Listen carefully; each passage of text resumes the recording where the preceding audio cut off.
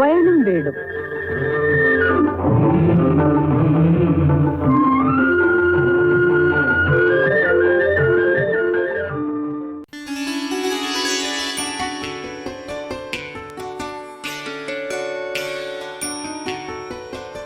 ജീവനാദം. Kerala veterinary സർവകലാശാലയുടെ radio പ്രക്ഷേപണ പരിപാടി.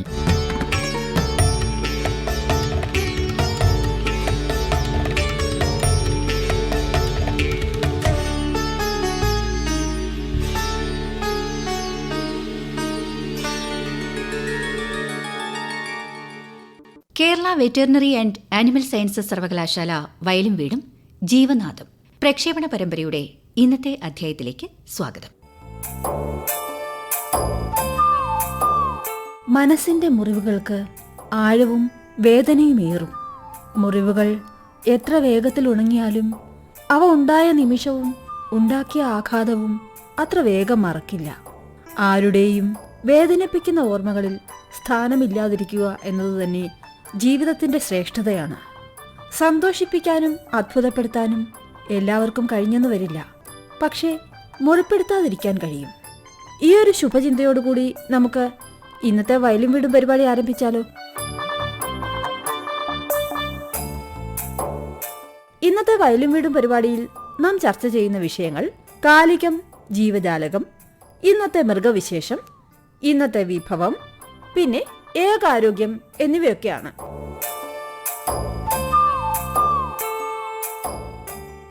ആദ്യം കാലിക ജീവജാലകം. ഇന്ത്യയിലെ ക്ഷീരമേഖല ദശലക്ഷക്കണക്കിന് ഗ്രാമീണ കുടുംബങ്ങൾക്ക് വരുമാനത്തിന്റെ ഒരു പ്രധാന സ്രോതസ്സാണ്. എങ്കിലും നമുക്കറിയാം, ക്ഷീരമേഖലയിൽ നിരവധി അവസരങ്ങൾ പോലെ തന്നെ വെല്ലുവിളികളും ധാരാളമുണ്ട്. ഇന്ന് കാലികം ജീവജാലകം എന്ന പങ്ക്തിയിലൂടെ Thiruvananthapuram college of dairy science and ടെക്നോളജിയിലെ special officer doctor Shyam Sooraj ക്ഷീരമേഖലയിലെ വെല്ലുവിളികളെയും അവസരങ്ങളെയും കുറിച്ച് നമ്മോട് സംസാരിക്കുന്നു. കേരളത്തിലെ ക്ഷീരവികസന രംഗത്തെ ശക്തമായ സാന്നിധ്യമാണ് ക്ഷീരസഹകരണ മേഖല. 1980കളിൽ നടപ്പിലാക്കിയ ഓപ്പറേഷൻ ഫ്ലഡ് പദ്ധതിയിലൂടെയാണ് ക്ഷീരസഹകരണ വിപ്ലവം കേരളത്തിൽ ശക്തിയാർജിക്കുന്നത്. തിരുവനന്തപുരം, എറണാകുളം, മലബാർ എന്നീ 3 മേഖലകളിലായി യൂണിയനുകളും അതിന് താഴെ 3300ഓളം പ്രാഥമിക ക്ഷീരസംഘങ്ങളുമായി ഇന്ന് ക്ഷീരസഹകരണ പ്രസ്ഥാനത്തിൻ്റെ അപ്പെക്സ് സ്ഥാപനമായ കേരള സഹകരണ ക്ഷീര വിപണന ഫെഡറേഷൻ പ്രവർത്തിക്കുന്നു. ക്ഷീരകർഷകർ ഉൽപ്പാദിപ്പിക്കുന്ന പാലിന് വിപണിയൊരുക്കുകയും പാലുൽപാദനത്തിന് ആവശ്യമായ കാലിത്തീറ്റ ഉൾപ്പെടെയുള്ള ഉൽപാദന ഉപാധികൾ കുറഞ്ഞ വിലയിൽ ലഭ്യമാക്കുകയുമാണ് ഈ സ്ഥാപനം ചെയ്യുന്നത്. നിലവിൽ 12 ലക്ഷം ലിറ്റർ പാൽ പ്രതിദിനം സംഭരണവും 18 ലക്ഷത്തോളം ലിറ്റർ ദിവസേന വിൽപ്പനയുമുള്ള 4500 കോടി രൂപയോളം വിറ്റുവരവുള്ള ഒരു സ്ഥാപനമായി ക്ഷീരകർഷകർക്കൊരു തണലായി ഇന്ന് ഈ സ്ഥാപനം നിലനിൽക്കുന്നു. തദ്ദേശീയമായി ഉൽപ്പാദിപ്പിക്കുന്ന പാലിൻ്റെ സംഭരണം നമുക്ക് കൂട്ടേണ്ടതുണ്ട്. നിലവിൽ 21% മാത്രമുള്ള സംഭരണം 30 മുതൽ 35% വരെ ആയാലേ കൂടുതൽ ഉൽപ്പന്നങ്ങൾ നിർമ്മിക്കാനും വിപണിയുടെ വലിയൊരു ഭാഗം കൈക്കലാക്കാനും സാധിക്കുകയുള്ളൂ. ഇതോടൊപ്പം കർഷകർക്ക് പാൽ വില ഇന്നത്തേതിൽ നിന്നും കൂട്ടിക്കിട്ടണമെന്ന ആവശ്യവും നിലനിൽക്കുന്നുണ്ട്. അഖിലേന്ത്യാ തലത്തിൽ പാലിൻ്റെ ഗുണനിലവാരത്തിന് അവാർഡുകൾ വാങ്ങിയിട്ടുള്ള സംസ്ഥാനമാണ് കേരളം. അതിനാൽ തന്നെ ഗുണനിലവാരത്തിൽ യാതൊരു വിട്ടുവീഴ്ചയും വരാനും പാടില്ല. ഈ അവസരത്തിൽ സംഭരണം കൂട്ടുന്നതിന് ചില ക്രിയാത്മക ഇടപെടലുകൾ പ്രാഥമിക ക്ഷീരസഹകരണ സംഘങ്ങൾക്ക് ചെയ്യാനാകും. അവയെക്കുറിച്ച് ചെറുതായിട്ടൊന്ന് സൂചിപ്പിക്കാം. തങ്ങളുടെ പ്രവർത്തന മേഖലയിലെ മുഴുവൻ ക്ഷീരകർഷകരെയും ക്ഷീരസംഘവുമായി ബന്ധപ്പെടുത്തുന്നതിന് വേണ്ട നടപടികളാണ് ആദ്യം ക്ഷീരസംഘം ചെയ്യേണ്ടത്. അപ്രസക്തമായ സാങ്കേതിക വശങ്ങളും പറഞ്ഞ് സൊസൈറ്റി അംഗത്വം നിരാകരിക്കരുത്. അർഹതയുള്ളവർക്ക് അംഗത്വവും ആനുകൂല്യങ്ങളും നൽകാൻ സൊസൈറ്റികൾ പരിശ്രമിക്കണം. രണ്ടാമത്തേത്, പാൽ ടെസ്റ്റിങ്ങിലെ പരാതികൾ കാരണം സൊസൈറ്റിയിൽ പാൽ നൽകുന്നതിന് ക്ഷീരകർഷകർ വിമുഖത കാട്ടുന്നുണ്ട്. പാൽ പരിശോധന അതിനാൽ തന്നെ സുതാര്യമാക്കുകയും ഉപകരണങ്ങൾ കൃത്യസമയത്ത് കാലിബ്രേറ്റ് ചെയ്യുകയും ചെയ്താൽ കർഷകർക്ക് പാലിൻ്റെ ഗുണനിലവാരമനുസരിച്ച് പാൽ വില ലഭിക്കും. പിന്നെ സംഘം മുഖാന്തരമുള്ള കാലിത്തീറ്റ വിൽപ്പന കാര്യക്ഷമമാക്കണം. കാലിത്തീറ്റയോടൊപ്പം ദിവസേന പശുപരിപാലനത്തിന് ആവശ്യമുള്ള ധാതുലവണ മിശ്രിതം, അകിട് കഴുകാനുള്ള ലായനി, ആവശ്യമായ മരുന്നുകൾ, മറ്റു ഉപകരണങ്ങൾ എന്നിവ സംഘത്തിലൂടെ മിതമായ വിലയ്ക്ക് ലഭ്യമാക്കുക എന്നത് പ്രധാനമാണ്. അതോടൊപ്പം സഹകരണ നിയമപ്രകാരം ക്ഷീരകർഷകർക്ക് മാത്രമല്ല പൊതുജനങ്ങൾക്കും ആവശ്യമായ പല സേവനങ്ങളും സംഘം മുഖേന നൽകാൻ സാധിക്കും. ജനസമ്പർക്കം കൂടുതലുള്ള സ്ഥാപനമായി ക്ഷീരസംഘങ്ങൾ മാറിയാലേ ഇനിയത്തെ കാലത്ത് നിലനിൽപ്പുള്ളൂ എന്ന് മനസ്സിലാക്കുക. സംഘം ഭരണസമിതി ഉൾപ്പെടുന്ന ചെറിയ ഗ്രൂപ്പുകൾ ഇടയ്ക്കിടെ അംഗങ്ങളായ ക്ഷീരകർഷകരുടെ വീടുകൾ സന്ദർശിക്കുകയും അവരുടെ പ്രശ്നങ്ങൾ അറിയുകയും പരിഹാരങ്ങൾ നടപ്പിലാക്കുകയും വേണം. പഞ്ചായത്ത് പദ്ധതികളിൽ ക്ഷീരകർഷകരുടെ ആവശ്യാനുസരണം സ്കീമുകൾ ഉൾപ്പെടുത്തുക, അവ നടപ്പിലാക്കുക. പിന്നൊരാശയമുള്ളത് സംഘം തലത്തിൽ പരസ്പര സഹായ സംഘങ്ങൾ, ചെറിയ സംഘങ്ങൾ രൂപീകരിക്കുകയും ഒരു ചുരുങ്ങിയ പ്രദേശത്തെ കർഷകരുടെ കൂട്ടായ്മയായിട്ട് അത് പ്രവർത്തിക്കുകയും വേണം. ഇപ്പോൾ ബാങ്ക് ലോണിനും മറ്റും ഇത് വളരെ സഹായകരമാണ്. പ്രത്യേകിച്ച് ഇതിന് രജിസ്ട്രേഷൻ്റെ ആവശ്യമൊന്നുമില്ല. തങ്ങളുടെ പ്രവർത്തന പരിധിയിലുള്ള ബാങ്കുകൾ, സർക്കാർ വകുപ്പുകൾ, ഇതര സ്ഥാപനങ്ങൾ എന്നിവയെ ഏകോപിപ്പിച്ച് ക്ഷീരകർഷകരുടെ ഉന്നമനത്തിന് സഹായിക്കുക എന്നത് ക്ഷീരസംഘത്തിൻ്റെ ഒരു ചുമതലയാണ്. ക്ഷീരകർഷക സംരംഭകത്വം വളർത്തുന്നതിനുള്ള സാഹചര്യമൊരുക്കുന്നതിൽ ക്ഷീരസംഘത്തിന് വളരെയധികം കാര്യങ്ങൾ ചെയ്യാനുണ്ട്. പിന്നൊരു പ്രധാനപ്പെട്ട കാര്യം കൂടി പറഞ്ഞ് അവസാനിപ്പിക്കാം. പരമാവധി ലഭ്യമായ സ്ഥലങ്ങളിൽ തീറ്റപ്പൂൽ കൃഷി നേരിട്ട് സംഘം നടത്തുകയും കർഷകരെ അത് ചെയ്യാൻ പ്രോത്സാഹിപ്പിക്കുകയും ചെയ്യേണ്ടത് ആവശ്യമാണ്. ഇത് ഒരു ക്ഷീരസംഘത്തിൻ്റെ ദൗത്യമാണ്. ഇതിന് വേണ്ട പദ്ധതികൾ ക്ഷീരസംഘം തയ്യാറാക്കണം. അതിനാൽ മടി കൂടാതെ അധ്വാനിച്ചാൽ മാത്രമേ ഇനിയുള്ള കാലത്ത് ക്ഷീരസംഘങ്ങൾക്ക് നിലനിൽപ്പുള്ളൂ. നിലവിലെ ക്ഷീരകർഷകരെ ഈ മേഖലയിൽ നിലനിർത്തുകയും പുതിയ സംരംഭകരെ ഈ മേഖലയിലേക്ക് കൊണ്ടുവരാനും ക്ഷീരസംഘങ്ങൾക്കാണ് സാധിക്കുക എന്നത് വിസ്മരിക്കരുത്. മറുനാടൻ പാലിനെ മൊത്തമായി മലയാളി ആശ്രയിക്കേണ്ട അവസ്ഥ വരാതിരിക്കാനും 2030 ക്ഷീരവികസന ലക്ഷ്യങ്ങൾ നേടാനും ക്ഷീരസംഘങ്ങളുടെ പ്രവർത്തന മികവിലൂടെയേ സാധ്യമാവൂ എന്ന് തിരിച്ചറിയുക. ക്ഷീരമേഖലയിലെ വെല്ലുവിളികളെയും അവസരങ്ങളെയും കുറിച്ച് Thiruvananthapuram college of dairy science and ടെക്നോളജിയിലെ special officer doctor Shyam Sooraj പറഞ്ഞു തന്ന കാര്യങ്ങൾ ശ്രോതാക്കൾക്ക് വ്യക്തമായല്ലോ.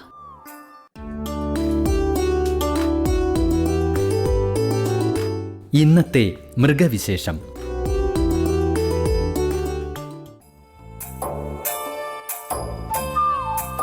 നമുക്കറിയാം, നാം കഴിക്കുന്ന ഭക്ഷണങ്ങൾ പഴകുമ്പോൾ പലപ്പോഴും ഭക്ഷ്യവിഷബാധ ഉണ്ടാകാറുണ്ട്. അത് ജീവന് തന്നെ ഭീഷണിയാകുന്ന ഗുരുതര പ്രത്യാഘാതങ്ങളിലേക്ക് നയിച്ചേക്കാം. ഇന്നത്തെ മൃഗവിശേഷത്തിലൂടെ കന്നുകാലികളുടെ ഭക്ഷണത്തിലുണ്ടാകാവുന്ന പൂപ്പൽ വിഷബാധയെക്കുറിച്ച് നമുക്ക് പറഞ്ഞു തരുന്നു Mannuthy college of veterinary and animal സയൻസസിലെ department of veterinary pharmacology and toxicology വിഭാഗം മേധാവിയും അസോസിയേറ്റ് പ്രൊഫസറുമായ ഡോക്ടർ നിഷ AR.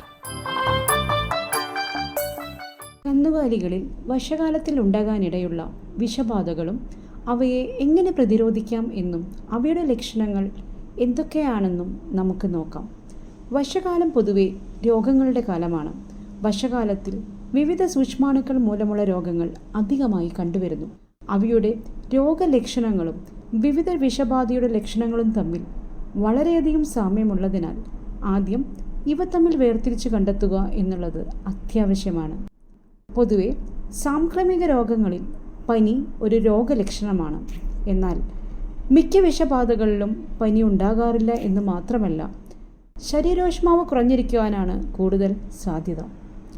മാത്രമല്ല, സാംക്രമിക രോഗങ്ങൾ ഒരു മൃഗത്തിൽ നിന്ന് മറ്റൊന്നിലേക്ക് പകരുമ്പോൾ വിഷബാധ എല്ലാ മൃഗങ്ങളിലും ഒരുമിച്ച് കാണപ്പെടുകയോ കുറച്ച് മൃഗങ്ങളിൽ മാത്രമായി കാണപ്പെടുകയോ ചെയ്യുന്നു. ആയതിനാൽ തന്നെ വിഷബാധയേറ്റ മൃഗങ്ങളെല്ലാം തന്നെ വൃഷത്തിൻ്റെ തോത് അനുസരിച്ചുള്ള ലക്ഷണങ്ങൾ കാണിക്കും എന്ന് സാരം. കാലിത്തീറ്റയിൽ കാണുന്ന ഫംഗസ് അഥവാ പൂപ്പലുണ്ടാക്കുന്ന ചില രാസപദാർത്ഥങ്ങൾ കന്നുകാലികളിൽ വിഷബാധയുണ്ടാക്കുന്നു. ഇവ പൊതുവെ ഈർപ്പമുള്ള കാലാവസ്ഥയിൽ കാണപ്പെടുന്നു. പിണ്ണാക്ക് കൂടുതലുള്ള തീറ്റകളിലാണ് ഇവ ഏറ്റവും അധികമായി കാണപ്പെടുന്നത്.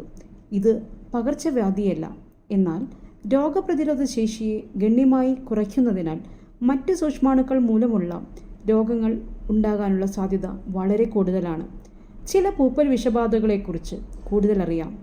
അഫ്ലടോക്സിക്കോസിസ്. പിണ്ണാക്കുകൾ കൂടുതലായി ഉപയോഗിച്ചിട്ടുള്ള കാലിത്തീറ്റകളിലാണ് ഇവ കൂടുതലായി കാണുന്നത്. എന്നാൽ ഗോതമ്പ്, ചോളം, സൈലേജ് എന്നിവയിലും പൂപ്പൽ വിഷബാധയുണ്ടാകാം.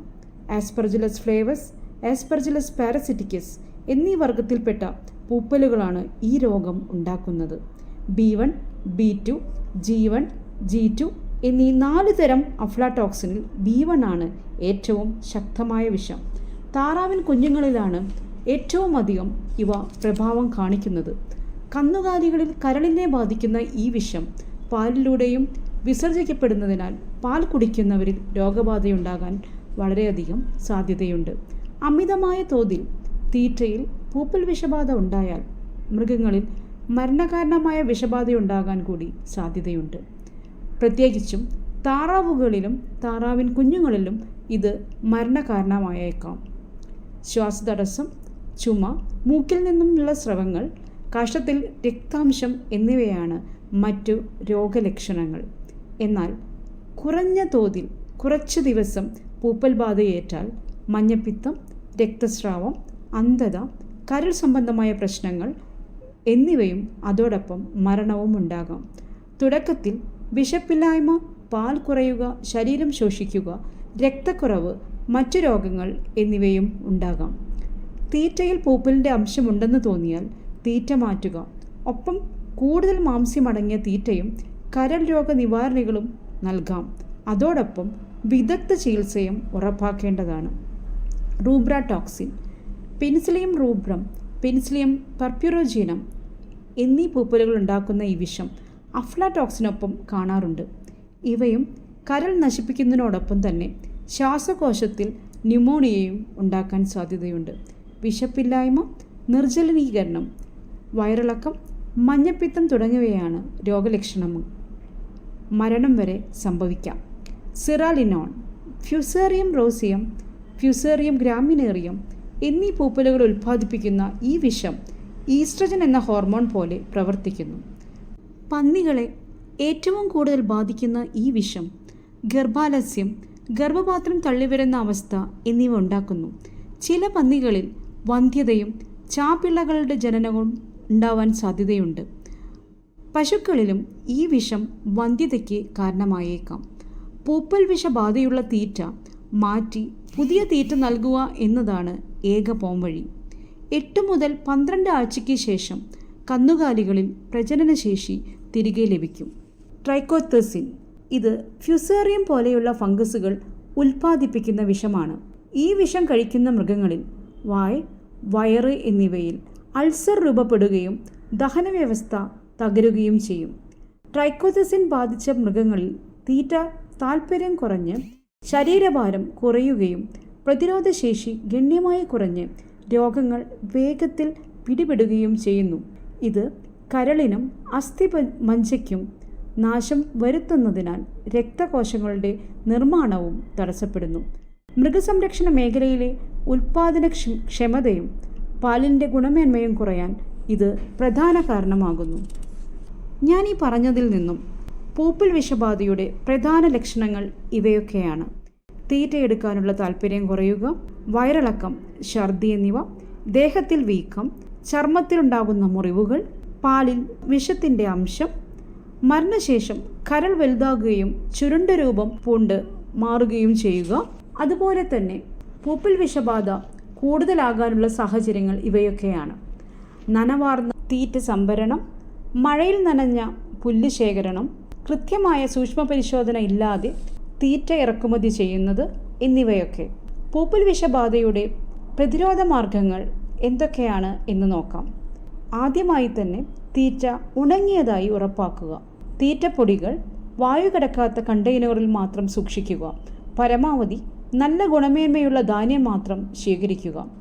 മൈക്കോടോക്സിൻ ബൈൻഡേഴ്സ് തീറ്റയോട് ചേർത്ത് നൽകുക. തീറ്റ നിരന്തരമായി പരിശോധിക്കുകയും ലാബ് വിശകലനം നടത്തുകയും ചെയ്യുക. വിഷബാധ കണ്ടെത്തിയാൽ ഉടനെ തന്നെ തീറ്റ മാറ്റുക. പൂപ്പൽ വിഷബാധ നേരിട്ട് മൃഗങ്ങളെ ആക്രമിക്കാതെ ഭക്ഷണം വഴി ദേഹത്തിലേക്ക് പ്രവേശിച്ചുകൊണ്ട് ആരോഗ്യത്തെ തകർക്കുന്ന ഒരു അസുഖമാണ്. കന്നുകാലികളുടെ ആരോഗ്യവും ഉൽപാദനക്ഷമതയും സംരക്ഷിക്കാൻ കർഷകരും തീറ്റ നിർമ്മാതാക്കളും മുൻകരുതലുകൾ സ്വീകരിക്കേണ്ടത് അത്യാവശ്യമാണ്. ആരോഗ്യകരമായ തീറ്റ, സമൃദ്ധമായ ഉൽപാദനം എന്ന തത്വം മനസ്സിലാക്കി പൂപ്പൽ വിഷബാധയ്ക്കെതിരായ ബോധവൽക്കരണവും നിയന്ത്രണവും മൃഗസംരക്ഷണത്തിൻ്റെ ഭാവി ഉറപ്പാക്കും. കന്നുകാലികളിൽ ഉണ്ടാകാവുന്ന പൂപ്പൽ വിഷബാധയെക്കുറിച്ച് നമുക്ക് ഇതുവരെ പറഞ്ഞു തന്നത് Mannuthy college of veterinary and animal സയൻസസിലെ department of veterinary pharmacology and toxicology വിഭാഗം മേധാവിയും അസോസിയേറ്റ് പ്രൊഫസറുമായ ഡോക്ടർ നിഷ AR ആണ്. വയലും വീടും പരിപാടിയിൽ അടുത്ത ഇനം എന്താണെന്ന് അറിയണ്ടേ? ഒരു വിഭവമാണ്. ഇന്നത്തെ വിഭവം. ഈ വിഭവം നമുക്ക് പരിചയപ്പെടുത്തുന്നത് Thiruvananthapuram college of dairy science and ടെക്നോളജിയിലെ അവസാന വർഷ CDST വിദ്യാർത്ഥിനി വിസ്മയ രമേശാണ്. നമസ്കാരം. Kerala veterinary and animal sciences സർവകലാശാലയുടെ പാലറിവിലേക്ക് ഏവരെയും സ്വാഗതം ചെയ്യുന്നു. ഇന്നത്തെ ചർച്ചാ വിഷയം ആരോഗ്യത്തിനോടൊപ്പം തന്നെ ആദായത്തിനും വഴിയൊരുക്കുന്ന പ്രോബയോട്ടിക് പാൽ ഉൽപ്പന്നങ്ങളെക്കുറിച്ചാണ്. പൊതുവെ ബാക്ടീരിയ അഥവാ അണുക്കൾ എന്ന് കേൾക്കുമ്പോൾ ചില ടോയ്ലറ്റ് ക്ലീനർ പരസ്യങ്ങളിലെ ഭീകര രൂപങ്ങളായിരിക്കാം നിങ്ങളുടെ മനസ്സിൽ തെളിയുന്നത്, അല്ലേ? എന്നാൽ എല്ലാ ബാക്ടീരിയകളും ഭീകരന്മാരല്ല. അവയിൽ നമ്മുടെ ഭക്ഷണത്തിനും ശരീരത്തിനും വളരെയേറെ ഗുണം ചെയ്യുന്നവയുമുണ്ട്. ഇവയിൽ പലതിനെയും നാം പാൽ പുളിപ്പിക്കാനുള്ള ഉറയായി ഉപയോഗിക്കുന്നു. പാലിൽ അടങ്ങിയിട്ടുള്ള പോഷകങ്ങൾ നിലനിർത്താനും അവ പാഴാക്കാതെ സംരക്ഷിക്കാനുമാണ് പുളിപ്പിക്കൽ അഥവാ ഫെർമെന്റേഷൻ എന്ന പ്രക്രിയ അവലംബിക്കുന്നത്. ഉയർന്ന പോഷകമൂല്യവും രുചിയും നൽകുന്നതിനോടൊപ്പം ദഹന വ്യവസ്ഥയെ സഹായിക്കുകയും ചെയ്യുന്നവയാണ് തൈര്, ലസ്സി, യോഗർട്ട് മുതലായ പുളിപ്പിച്ച പാൽ ഉൽപ്പന്നങ്ങൾ. പുളിപ്പിച്ച പാൽ ഉൽപ്പന്നങ്ങളിൽ ഏറ്റവും പ്രധാനിയാണ് തൈര്. മലയാളിയുടെ നിത്യജീവിതത്തിൽ സജീവ സാന്നിധ്യമാണ് ഈ പാൽ ഉൽപ്പന്നം. പഴയ കാലത്ത് മിക്കവാറും അമ്മമാർ തന്നെ വീട്ടിൽ തൈരുണ്ടാക്കുമായിരുന്നു. ഇന്നാകട്ടെ വിപണിയിൽ നിന്നും പാക്കറ്റ് തൈര് വാങ്ങുന്നതാണ് കൂടുതൽ പേർക്കും ശീലം. Protein, calcium, potassium, magnesium, vitamin B എന്നീ പോഷകങ്ങളുടെ കലവറയാണ് തൈര്. പാലിലെ ലാക്ടോസ് അഥവാ പാൽ പഞ്ചസാര ദഹിപ്പിക്കാൻ കഴിയാത്തവർക്കും തൈര് കഴിക്കുന്നതിൽ പ്രശ്നമില്ല. കാരണം പാലിലെ ലാക്ടോസിനെ പുളിപ്പിക്കലിലൂടെ ബാക്ടീരിയ ലാക്റ്റിക് ആസിഡായി മാറ്റുന്നു. ഇത്തരം ബാക്ടീരിയകൾ തികച്ചും നന്മ നിറഞ്ഞതും സർവോപരി ഉപകാരികളുമാണ്. ഇവയിൽ ഉന്നത ശ്രേണിയിൽപ്പെട്ടവരാണ് പ്രോബയോട്ടിക്കുകൾ. പ്രോബയോട്ടിക് എന്നാൽ ഫോർ ലൈഫ് അഥവാ ജീവന് വേണ്ടി പ്രവർത്തിക്കുന്നവ എന്നാണ് അർത്ഥം. ലോകാരോഗ്യ സംഘടനയുടെ നിർവചനപ്രകാരം ഒരു നിശ്ചിത അളവിൽ പ്രോബയോട്ടിക്കുകൾ നമ്മുടെ ആമാശയത്തിലെത്തിയാൽ അനേകം ആരോഗ്യദായകമായ കാര്യങ്ങൾ അവ നമുക്ക് പ്രദാനം ചെയ്യുന്നു. അതിനാൽ ഇത്തരം ആഹാരങ്ങൾ സ്ഥിരമായി കഴിച്ചാൽ ഒട്ടനവധി മരുന്നുകൾ ഒഴിവാക്കാനും സാധിക്കുന്നു. ഇന്നത്തെ കാലഘട്ടത്തിലെ മാറുന്ന ജീവിതശൈലിയിൽ പ്രോബയോട്ടിക് കാര്യമായ പങ്ക് വഹിക്കാറുണ്ട്. ലോകത്തിലെ ഏറ്റവും അധികം വിൽക്കപ്പെടുന്ന പ്രോബയോട്ടിക് പാനീയമാണ് ജപ്പാനിൽ വികാസം കൊണ്ട യാക്കുൾട്ട്. ലാക്ടോബാസിലസ് കെസി സ്ട്രെയിൻ ഷിറോട്ട എന്ന വളരെ മേന്മയേറിയ ബാക്ടീരിയയാണ് ഈ ഉൽപ്പന്നത്തിൽ പ്രവർത്തിക്കുന്നത്. ഇതുകൂടാതെ ബിഫിഡോബാക്ടീരിയം, സ്ട്രെപ്റ്റോകോക്കസ്, ലാക്ടോബാസിലസ് എന്നീ ഗണത്തിൽപ്പെടുന്ന ബാക്ടീരിയകൾ ഉപയോഗിച്ച് കട്ടത്തൈര്, യോഗർട്ട്, ലസ്സി, ശ്രീഖണ്ഡ് എന്നീ പാൽ ഉൽപ്പന്നങ്ങൾ വിവിധ കമ്പനികൾ വ്യാപകമായി വിപണിയിൽ ഇറക്കിയിട്ടുണ്ട്. പുളിപ്പിച്ച ഉൽപ്പന്നങ്ങൾക്കു പുറമെ പ്രോബയോട്ടിക് ഐസ്ക്രീം, ചീസ്, ബട്ടർ എന്നിവയും വിപണിയിൽ ലഭിക്കുന്നു. പ്രോബയോട്ടിക്സിൻ്റെ നിരന്തരമായ സാന്നിധ്യം ഉദരസംബന്ധമായ ക്യാൻസർ, അലർജി, ഹൃദയ സംബന്ധമായ അസുഖങ്ങൾ എന്നിവ ഉണ്ടാകുന്നത് തടയുകയും രോഗപ്രതിരോധ ശേഷി കൂട്ടുകയും ചെയ്യുന്നു. ഓട്ടിസം തടയാനും അമിതമായ തടി കുറയ്ക്കാനും യോഗോട്ട് പോലുള്ള ഉൽപ്പന്നങ്ങൾക്ക് സാധിക്കും എന്ന് പഠനങ്ങൾ സൂചിപ്പിക്കുന്നു. അതിനാൽ ഭക്ഷ്യ ഉൽപ്പന്ന നിർമ്മാണ വിപണന മേഖലയിലേക്ക് കടന്നു വരാൻ ആഗ്രഹിക്കുന്നവർക്ക് ശോഭിക്കാൻ കഴിയുന്ന ഒരു കൂട്ടം ഉൽപ്പന്നങ്ങളാണ് തൈര് ഉൾപ്പെടെയുള്ള പ്രോബയോട്ടിക്കുകൾ. ഇതിലൂടെയുള്ള ലാഭം കൂടുതലാണ്. ഇതുമായി ബന്ധപ്പെട്ട് കൂടുതൽ അറിയാനും പരിശീലനം നേടാനും വെറ്റിനറി സർവകലാശാലയിലെ ഡയറി കോളേജുകളിലോ മറ്റു കേന്ദ്രങ്ങളിലോ ബന്ധപ്പെടേണ്ടതാണ്. പ്രോബയോട്ടിക് പാൽ ഉൽപ്പന്നങ്ങളുടെ ഗുണമേന്മകളെക്കുറിച്ചും വിപണന സാധ്യതകളെക്കുറിച്ചും ശ്രോതാക്കളിൽ എത്തിക്കാൻ പറ്റിയെന്ന് വിശ്വസിച്ചുകൊണ്ട് പാലറിവ് എന്ന ഈ പരിപാടി ഇവിടെ അവസാനിപ്പിക്കുന്നു. നന്ദി, നമസ്കാരം. Thiruvananthapuram college of dairy science and technology അവസാന വർഷ CDST വിദ്യാർത്ഥിനി വിസ്മയ രമേശ് പരിചയപ്പെടുത്തിയ വിഭവം ഏവർക്കും ഇഷ്ടമായല്ലോ.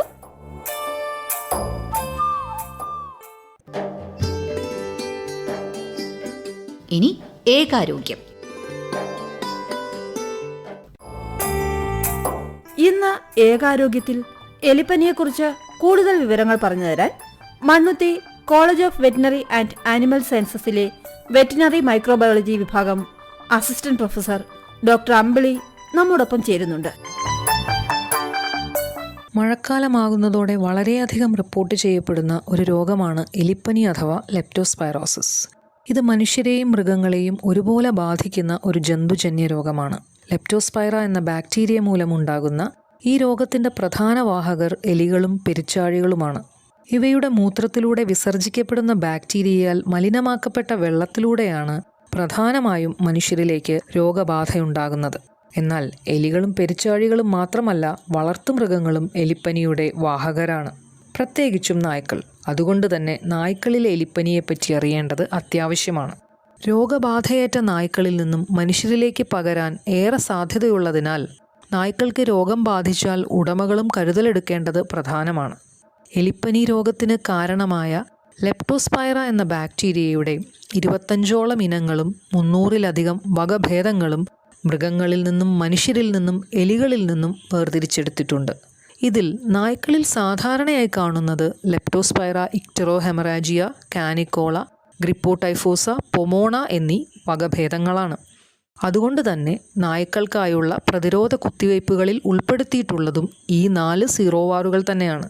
കഴിഞ്ഞ കുറേ വർഷങ്ങളായി നടത്തിയ ഗവേഷണങ്ങളിൽ കേരളത്തിലെ നായ്ക്കളിൽ ഇതുകൂടാതെ ഓസ്ട്രാലിസ്, ഓട്ടംനാലിസ് തുടങ്ങിയ വകഭേദങ്ങളും ധാരാളമായി കാണുന്നു എന്ന് റിപ്പോർട്ട് ചെയ്തിട്ടുണ്ട്. അതുകൊണ്ട് തന്നെ ഓസ്ട്രാലിസ് ഉൾപ്പെടുത്തിയ വാക്സിനും ഇന്ന് ലഭ്യമാണ്.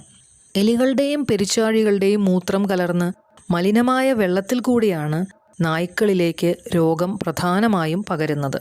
കെട്ടിക്കിടക്കുന്ന വെള്ളത്തിലും ചെളിയിലും നനവുള്ള തറകളിലും മണ്ണിലും കാണപ്പെടുന്ന രോഗാണുക്കൾ കുടിവെള്ളം, തീറ്റ എന്നിവ വഴിയും തൊലിപ്പുറമേയുള്ള പോറലുകളിലൂടെയും മുറിവുകളിലൂടെയും ശരീരത്തിൽ പ്രവേശിച്ചാണ് പ്രധാനമായും നായ്ക്കളിൽ രോഗബാധയുണ്ടാക്കുന്നത്. ഇതുകൂടാതെ നായ്ക്കളുടെ കണ്ണിലെയും മൂക്കിലെയും ശ്ലേഷ്മസ്തരങ്ങളിലൂടെയും മൃദുവായ ചർമ്മഭാഗങ്ങളിലൂടെയും ശരീരത്തിലേക്ക് തുളച്ചു കയറാനുള്ള ശേഷിയും ഈ ചെറിയ ബാക്ടീരിയയ്ക്കുണ്ട്. കാരണം ഇതിന് കൂർത്ത പിരിയാണിയുടെ ഘടനയാണുള്ളത്. അതുകൊണ്ട് തന്നെ മൃദുവായ ചർമ്മഭാഗങ്ങളിലൂടെ ശരീരത്തിൽ തുളച്ചു കയറാനുള്ള ശേഷി ഇവയ്ക്കുണ്ട്. രോഗം ബാധിച്ച നായ്ക്കളുടെ മൂത്രവും മറ്റ് ശരീരസ്രവങ്ങളും കൈകാര്യം ചെയ്യുന്നത് വഴിയും മലിനമാക്കപ്പെട്ട മൂത്രം കലർന്ന മണ്ണ്, വെള്ളം എന്നിവയുമായുള്ള സമ്പർക്കത്തിലൂടെയും മനുഷ്യരിലേക്ക് രോഗാണു എത്താനുള്ള സാധ്യതയുണ്ട്. ഈ വഴിയിലൂടെ തന്നെ മറ്റ് നായ്ക്കളിലേക്കും രോഗം പകരാം. രോഗാണു ശരീരത്തിൽ പ്രവേശിച്ച് 2 ദിവസം മുതൽ 2 ആഴ്ചയ്ക്കകം ലക്ഷണങ്ങൾ കാണിച്ചു തുടങ്ങാം. ക്ഷീണം, ശക്തമായ പനി, വിറയൽ, ഛർദി, പേശിവേദന, ഇതുമൂലം നടക്കാനുള്ള മടി, പേശി വലിവ്, വിശപ്പില്ലായ്മ, ശ്വാസമെടുക്കാനുള്ള പ്രയാസം, വയറുവേദന, ശരീരത്തളർച്ച, അമിതദാഹം, കുറഞ്ഞ അളവിൽ മൂത്രമൊഴിക്കൽ, കണ്ണിലെയും മറ്റും ശ്ലേഷ്മസ്തരങ്ങൾ ചുവന്ന് തടിച്ചിരിക്കൽ, ചെറിയ പാടുകൾ തുടങ്ങിയവയാണ് സാധാരണ കാണിക്കുന്ന ലക്ഷണങ്ങൾ. ഈ ലക്ഷണങ്ങളൊന്നും തന്നെ എലിപ്പനിക്ക് മാത്രമായുള്ളതല്ല. മറ്റു പല രോഗങ്ങൾക്കും സമാനമായ ലക്ഷണങ്ങളുള്ളതിനാൽ ഇതിലേതെങ്കിലും ലക്ഷണങ്ങൾ കാണിച്ചാൽ ഉടനെ തന്നെ ഒരു വെറ്ററിനറി ഡോക്ടറെ കണ്ട് വിദഗ്ധ ചികിത്സ നേടേണ്ടത് അത്യാവശ്യമാണ്. നായ്ക്കളുടെ വൃക്കകളുടെ പ്രവർത്തനത്തെയാണ് എലിപ്പനി പ്രധാനമായും ബാധിക്കുന്നത്. അതോടെ മൂത്രതടസ്സം അനുഭവപ്പെടുകയും രോഗം മൂർച്ഛിച്ച് ശ്വാസകോശത്തിൽ രക്തസ്രാവം സംഭവിക്കുന്ന സങ്കീർണ അവസ്ഥ വരെ വരാനുള്ള സാധ്യതയുണ്ട്. നായ്ക്കളിൽ തീവ്രമായ എലിപ്പനി ബാധയുടെ ആരംഭഘട്ടത്തിൽ തന്നെ ചികിത്സ ലഭ്യമാക്കിയില്ലെങ്കിൽ മഞ്ഞപ്പിത്തവും രക്തസ്രാവവും ശ്വാസതടസ്സവും മൂർച്ഛിച്ച് നായ്ക്കളിൽ മരണം സംഭവിക്കാനുള്ള സാധ്യതയുണ്ട്. രോഗലക്ഷണങ്ങളിലൂടെ എലിപ്പനി സംശയിക്കാമെന്നേ ഉള്ളൂ. കൃത്യമായി നിർണ്ണയിക്കണമെങ്കിൽ രക്തപരിശോധന, വൃക്കകളുടെയും കരളിൻ്റെയും പ്രവർത്തന പരിശോധന, എലിപ്പനിക്ക് മാത്രമായുള്ള മൈക്രോസ്കോപ്പിക് അഗ്ലൂട്ടിനേഷൻ ടെസ്റ്റ് അഥവാ മാറ്റ് പരിശോധന, PCR പോലുള്ള മോളിക്കുലാർ പരിശോധനകൾ തുടങ്ങിയവ നടത്തേണ്ടതാണ്. വളരെ വേഗത്തിൽ നായ്ക്കളിൽ എലിപ്പനി നിർണ്ണയിക്കാൻ സഹായിക്കുന്ന റാപ്പിഡ് കിറ്റുകളും ഇന്ന് ലഭ്യമാണ്. ഏതെങ്കിലും ലക്ഷണങ്ങൾ ശ്രദ്ധയിൽപ്പെട്ടാൽ രോഗനിർണയത്തിനും തുടർ ചികിത്സയ്ക്കുമായി ഉടനെ വെറ്ററിനറി ഡോക്ടറെ കാണേണ്ടതാണ്. കാരണം ആരംഭഘട്ടത്തിൽ ചികിത്സ തേടിയാൽ സമ്പൂർണമായ ആരോഗ്യം വീണ്ടെടുക്കാൻ സാധിക്കുന്നതാണ്. ആൻറ്റിബയോട്ടിക് തെറാപ്പി, മറ്റ് സപ്പോർട്ടീവ് തെറാപ്പി വഴി ആരോഗ്യം വീണ്ടെടുക്കാൻ നായ്ക്കൾക്ക് കഴിയുന്നതാണ്. ഇതിൽ നിന്നും രക്ഷ നേടാനായി മുൻകൂറായി എലിപ്പനി പ്രതിരോധ കുത്തിവയ്പ്പുകൾ കൃത്യമായി നൽകേണ്ടതാണ്. നായ്ക്കൾക്ക് 45 ദിവസമാകുമ്പോൾ ആദ്യം എലിപ്പനി അടക്കമുള്ള സാംക്രമിക രോഗങ്ങൾക്കായുള്ള മൾട്ടി കമ്പോണന്റ് വാക്സിൻ കൊടുക്കേണ്ടതാണ്. തുടർന്ന് 1 മാസം കഴിഞ്ഞ് അതേ മൾട്ടി കമ്പോണന്റ് വാക്സിൻ ഉപയോഗിച്ചുള്ള ബൂസ്റ്റർ കുത്തിവയ്പ്പും എടുക്കേണ്ടതാണ്. തുടർന്ന് വർഷാവർഷം പ്രതിരോധ കുത്തിവയ്പ്പ് എടുക്കേണ്ടതും അത്യാവശ്യമാണ്. രോഗം തടയുന്നതിനാണ് മുൻഗണന കൊടുക്കേണ്ടത്. വാർഷിക വാക്സിനേഷൻ നിർബന്ധമായി നടത്തുക, നായ്ക്കളുടെ കൂടുകൾ വൃത്തിയായി വരണ്ടതായി സൂക്ഷിക്കുക, നായ്ക്കളെ മലിനജലത്തിൽ നിന്ന് കഴിയുന്നത്ര അകറ്റി നിർത്തുക, രോഗിയായ നായയെ കൈകാര്യം ചെയ്താൽ ഉടനെ കൈ കഴുകുക തുടങ്ങിയ പ്രതിരോധ നടപടികൾ സ്വീകരിക്കുന്നത് വഴി ഈ രോഗം നായ്ക്കളിൽ നിന്നും മനുഷ്യരിലേക്ക് പകരാനുള്ള സാധ്യത കുറയുകയും നായ്ക്കൾക്ക് രോഗം വരാനുള്ള സാധ്യത കുറയുകയും ചെയ്യുന്നതാണ്. Mannuthy college of veterinary and animal സയൻസസിലെ വെറ്ററിനറി മൈക്രോബയോളജി വിഭാഗം അസിസ്റ്റന്റ് പ്രൊഫസർ ഡോക്ടർ അമ്പിളി പറഞ്ഞു തന്ന കാര്യങ്ങൾ ശ്രോതാക്കൾ ശ്രദ്ധയോടെ കേട്ടല്ലോ. Kerala veterinary and animal sciences സർവകലാശാല, കാലത്തിനൊപ്പം കർഷകർക്കൊപ്പം. മൃഗസംരക്ഷണ മേഖലയിലെ വിദ്യാഭ്യാസ, ഗവേഷണ, വിജ്ഞാന വ്യാപന രംഗങ്ങളിൽ വ്യക്തിമുദ്ര പതിപ്പിച്ച കേരള വെറ്റിനറി സർവകലാശാലയ്ക്ക് KIRF റാങ്കിങ്ങിൽ 4ാം സ്ഥാനം ലഭിച്ചു. സർവകലാശാലയിൽ മൃഗസംരക്ഷണ അനുബന്ധ മേഖലകളിൽ degree, post graduate degree, doctoral തലങ്ങളിൽ വിവിധ കോഴ്സുകളും വിദൂര വിദ്യാഭ്യാസ കോഴ്സുകളും പരിശീലനങ്ങളും നടത്തുന്നു. വിവിധ ഗവേഷണ മേഖലകളിൽ നിരവധി സംഭാവനകൾ സർവകലാശാല നൽകിയിട്ടുണ്ട്. കൂടാതെ സംരംഭകത്വം, വികസന മേഖലയിൽ ജീവനം, അതിജീവനം, സ്പർശം, ഒപ്പം, ഷാർപ്പ്, പാലറിവുകൾ, ജീവനാദം, ജീവധനം ലൈവ് സ്ക്രീൻ തുടങ്ങി നിരവധി പരിപാടികൾ നടത്തുന്നു. വിശദ വിവരങ്ങൾക്കായി www.kvasu.ac.in എന്ന വെബ്സൈറ്റ് സന്ദർശിക്കുക. Kerala veterinary and animal sciences university toll free IVRS number 8078012480. Kerala veterinary and animal sciences സർവകലാശാല വയലും വീടും ജീവനാദം പ്രക്ഷേപണ പരമ്പരയുടെ ഇന്നത്തെ അധ്യായം സമാപിക്കുന്നു. എല്ലാ ശ്രോതാക്കൾക്കും നന്ദി, നമസ്കാരം. നിർവഹണം ഷിബു ജോർജ്. നിർവഹണ സഹായം കൃഷ്ണ ദിലീപ്. അവതരണം ആകാശവാണി തിരുവനന്തപുരം നിലയം.